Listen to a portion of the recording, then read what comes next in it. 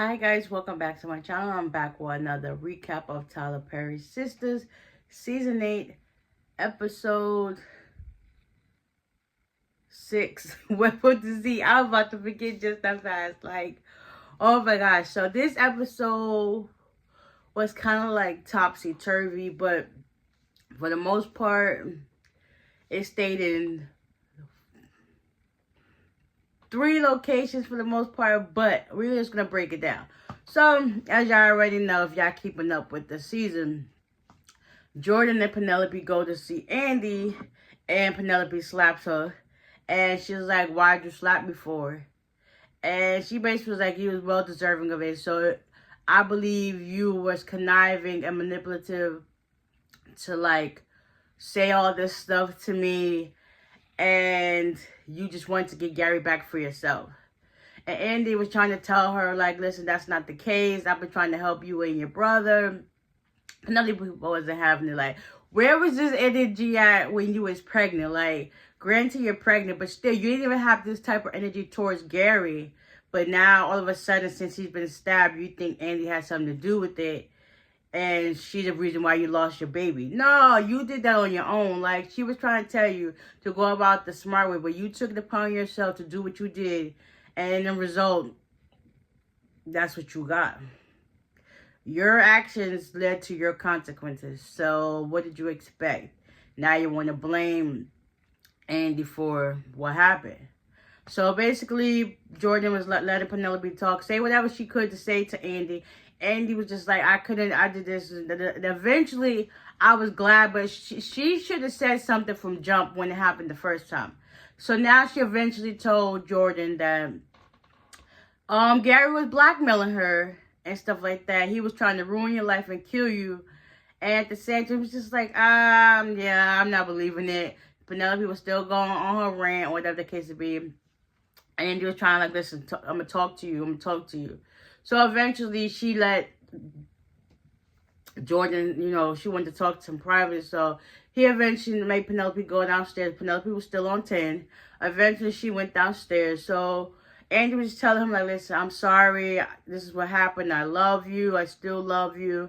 And you can see in his heart, he like, yeah, I love her too. But it's like, right now, I just can't. It's just not making sense right now. It's like, why you want to tell me now when you should have told me from the get-go? Because she should have told him right when it happened. Like, girl, you got to know when to speak up and speak out. And she literally held that into to now. Like, now it makes it seem like, yeah, you was down with this. So I see where he's coming from.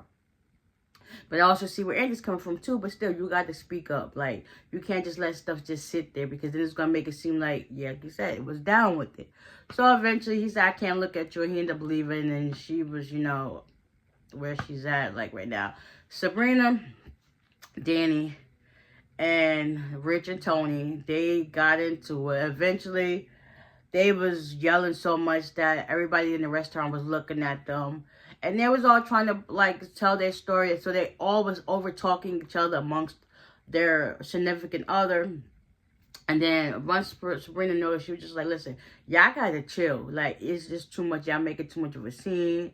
Basically, Rich was trying to tell her, like, listen, you basically stood me up and said you couldn't do lunch with me because you had to stay at the bank. But then again, here you are with Danny. And that's when Danny interjected, was like, listen, she was going to stay at the bank, but I needed her. So she decided to come. So then it was like, well, listen, y'all more than welcome to join us for lunch. They did that.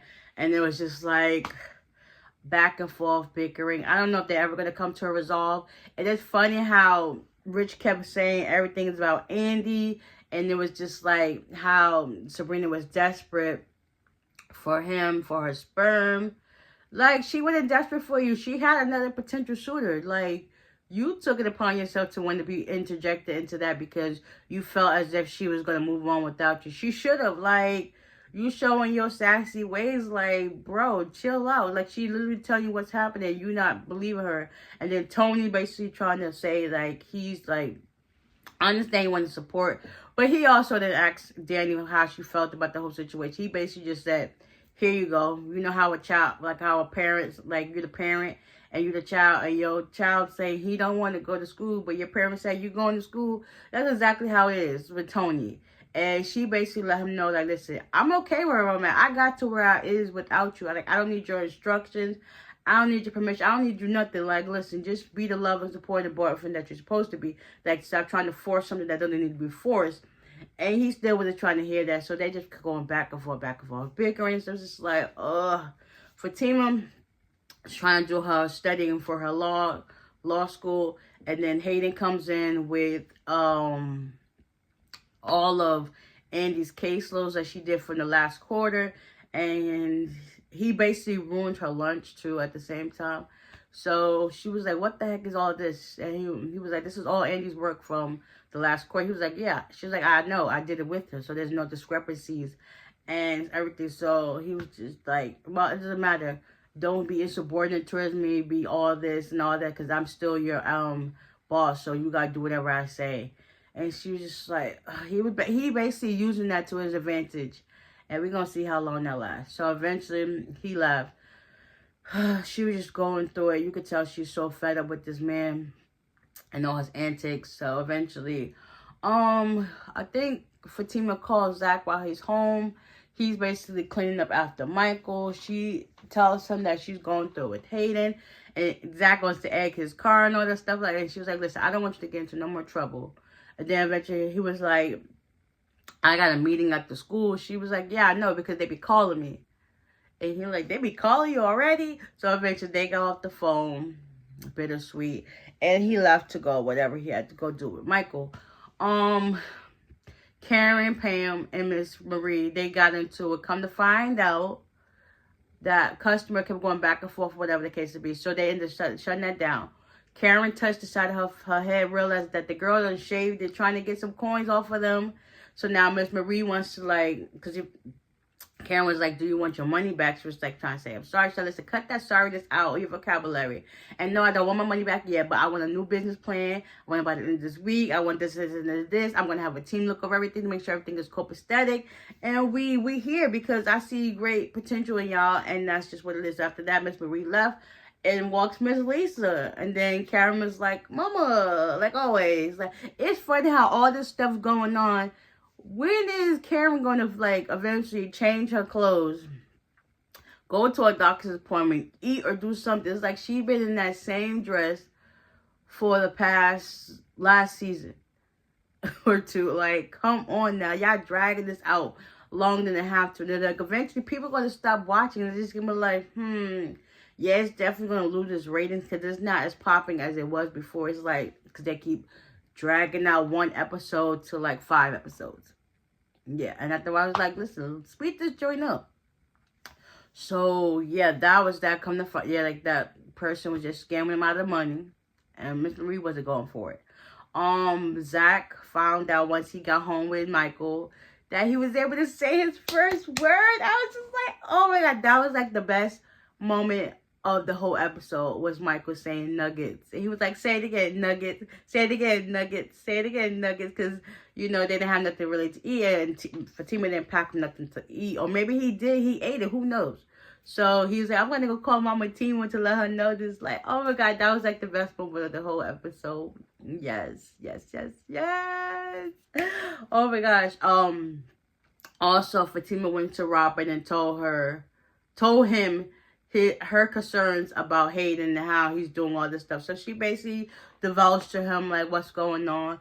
So come to find out, Robin, he basically got some information on to Fatima and why things are going the way that he showed her pictures of, well, next week's episode, of her getting pushed down by Gary's henchman or whatever the case be, her gun or whatever stuff like that. So he's like, what's the reason behind this? What's the means, motive?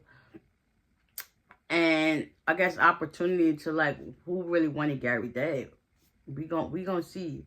But yeah, that was that between that. Because basically Robin just wants Fatima, even though it's a hassle, just stay under wraps because he's working on something with Hayden. So we gonna see how that unfolds. But right now, just keep your composure. I know how hard it may be. Because she also wants to know when is Andy's coming back. But I guess we gotta see once the investigation finally gets through. But we gonna see. Who knows? Yeah, for the most part, this was this episode in a nutshell. Like, yeah, eventually Tony and Rich and them, they finally throw all that stuff out on the table and see where things lie. Let's see if their relationship is salvageable. Who knows? Because at this point, it's like they float on both on thin ice. All of them. Just Karen's by herself. Uh, Andy done lost all her partners. We're gonna see it might be a potential budding relationship between her and Robin again. Who knows? And then yeah, Tony and Rich are straddling the fence with the girls. So we will see. Yeah, this episode was kind of dragged out. But like I said, the best part of this episode was when Michael spoke. I was just like, yes, yes, yes, yes. Like, oh, proud auntie moment at this point. But anyways, yeah. So there you go. There's the recap. Hope you guys enjoyed and y'all keep tuning in with the show. And until next time, bye.